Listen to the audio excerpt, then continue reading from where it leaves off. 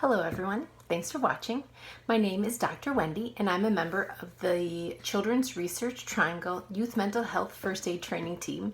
You're watching our video series because we're unable to provide face-to-face trainings to you right now. So hopefully this gives you a little information from the comfort of your home. We look forward to being able to train you in person again soon.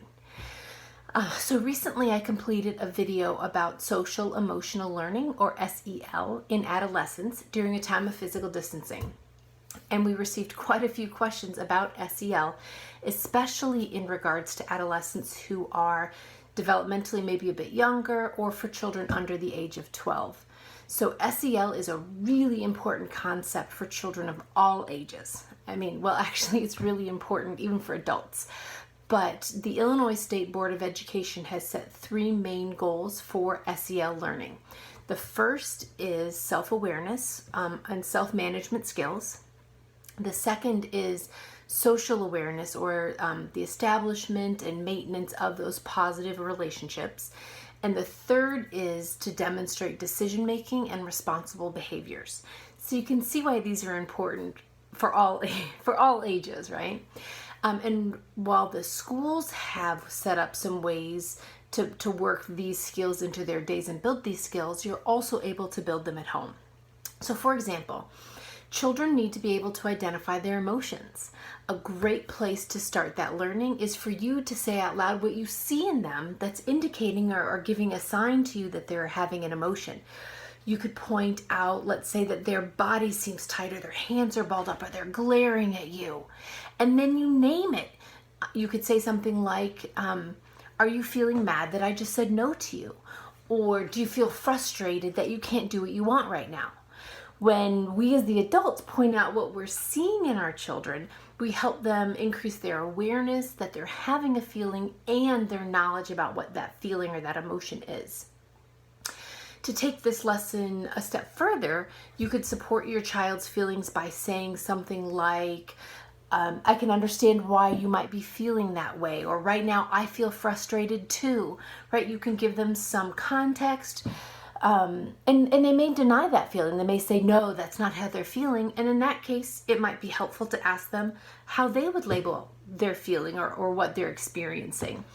And even if they do deny it and they don't have another word to describe how they're feeling, at least you have given them sort of this experience of having a feeling seen by someone else, supported by someone else, and you're starting to build this vocabulary around words to describe those feelings.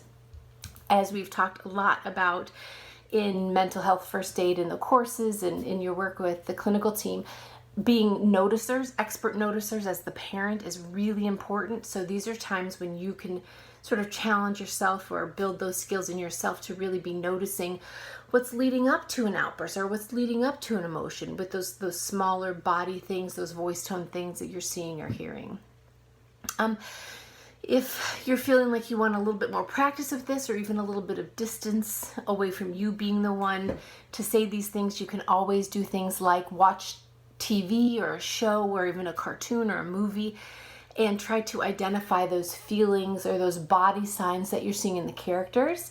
I like to do this sometimes without the sound on, and then you're really giving the chance to your child to look at the clues that they're seeing sort of outside of themselves. What did you see in them? What happened with their face, their body, their attitude that gave you that idea that they're having a feeling, even a big feeling? So that's some playful ways. Another playful way to talk about feelings or to increase that feeling vocabulary would be playing feeling charades, where you make the face or the tone or the body and say, like, what do you see in me? What do you feel when I act like this?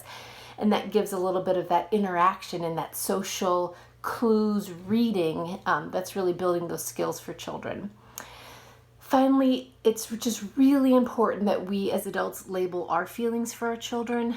So like I said earlier, I might say I'm really frustrated that I have to ask you so many times to get this task done, or I feel sad when we can't go see Nana like we usually do. Some of those things that helps kids see, helps model for them that we're having feelings too, and that identifying them, labeling them is helpful and an important task for them to practice doing. So just as important as our words that we're saying, it's important for us to show our children how we're managing these emotions. When we're taking breaks, when we're staying in control of ourselves, when we're prioritizing our self-care, like all those things are really important skills to model and demonstrate and practice. So I hope this is some helpful information for you about that SEL learning, that social emotional learning that you can take with you into your homes at this time. As always, at CRT, we're here to support you, so if you need assistance, please reach out to us. The phone number will be at the end of this video, so please be well.